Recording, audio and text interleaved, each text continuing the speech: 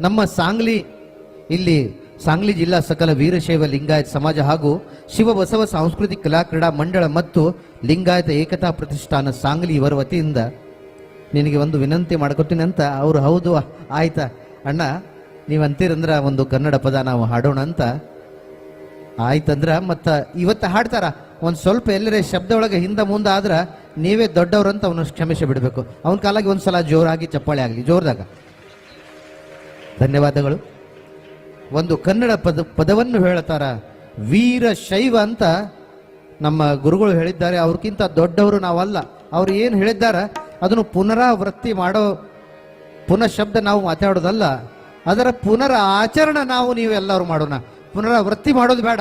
ಅವ್ರು ಏನು ಹೇಳ್ತಾರಲ್ಲ ಅದರ ಮೇಲೆ ನಾವು ನೀವು ಎಲ್ಲರೂ ಆಚರಣೆ ಮಾಡೋಣ. ನಾವು ಒಂದ್ಸಲ ಅವ್ರ ಬಗ್ಗೆ ಜಯಕಾರ ಹಾಕೋಣ. ಜಯ ಮಂಗಲಂ ಜಯ ನಮ ಪಾರ್ವತೆ ಪತೆ ಹರ ಹರ ಮಹಾದೇವ ಶ್ರೀಮದ್ ಜಗದ್ಗುರು ಪಂಚಾಚಾರ್ಯ ಮಹಾರಾಜ್ ಕಿ. ಧನ್ಯವಾದಗಳು.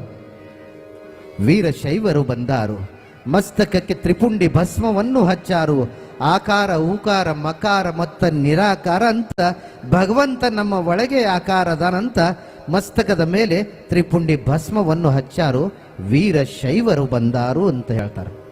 धन्यवाद दादा. काय कळालं नाही पण एवढं कळालं